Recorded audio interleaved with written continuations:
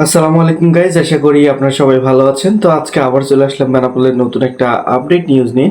তো অনেকেই কিন্তু জানেন না ইন্ডিয়াতে এই মুহূর্তে যে প্রবলেমটা চলতেছে বা এই যে প্রবলেমটা সৃষ্টি হয়েছে এটা নির্মূল কবে হবে বা কবে থেকে আপনারা প্রতিনিয়ত ইন্ডিয়াতে প্রবেশ করতে পারবেন এবং ট্যুরিস্ট ভিসাটা কবে নাগাদ চালু হতে পারে সম্পূর্ণ বিস্তারিত থাকছে আজকের ভিডিওতে।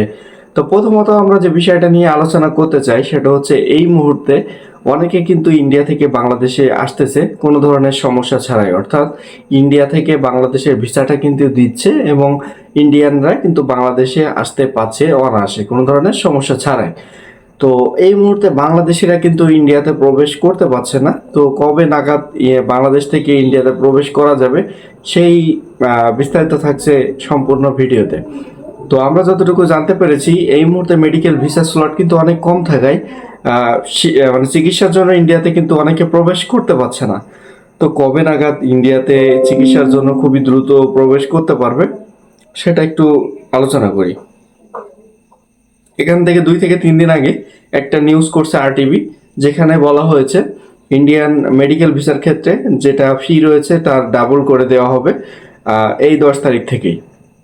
তো এই 10 তারিখ থেকে হয়তো বা সম্পূর্ণ তাদের যে কার্যক্রম সেটা কিন্তু চালু হতে পারে।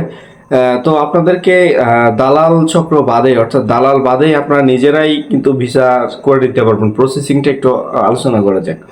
প্রথমত আপনার ইন্ডিয়া থেকে একটি অ্যাপয়েন্টমেন্ট নিতে হবে, যে হসপিটালে যাবেন সেখানকার থেকে অ্যাপয়েন্টমেন্ট নেবেন এবং আপনার যে যাবতীয় ডকুমেন্টস, আপনার ইন্ডিয়াতে যাওয়ার যে কাগজপত্র অর্থাৎ মেডিকেল ভিসার যে কাগজপত্রগুলো লাগে সেই কাগজপত্রগুলো আপনার ম্যানেজ করবেন। ম্যানেজ করার পরে আপনার হাই কমিশনে যাবেন, অর্থাৎ ভিসা যেখান থেকে প্রসেসিং করা হয় সেখানে যাবেন। যাওয়ার পরে যেটি করবেন, আপনার ইন্ডিয়া থেকে যে মানে ইন্ডিয়া থেকে যে যেটা নিয়ে এসেছেন ওটা আপনাকে অবশ্যই অ্যাপয়েন্টমেন্টটা নিয়ে আপনাকে হাই কমিশনে যাওয়া লাগবে। যাওয়ার পরে কাগজপত্র সহ ওগুলো আপনি ওখানে জমা দিবেন এবং আবেদন জমা দিয়ে আসবেন। আপনি ওখান থেকে সর্বোচ্চ 5 থেকে 7 দিনের ভিতরে আপনাকে মেসেজ দিয়ে দিবে এবং আপনি কিন্তু ভিসাটা পেয়ে যাবেন। তো এটা কিন্তু রিয়েলভাবে আপনার মেডিকেল ভিসা করতে পারবেন এইভাবে। তো ট্যুরিস্ট ভিসার কোনো ধরনের আপডেট আমরা এখনো পাইনি, পাওয়ার সাথে সাথে আপনাদেরকে জানাবো। আসসালামু আলাইকুম, ভালো থাকবেন সবাই।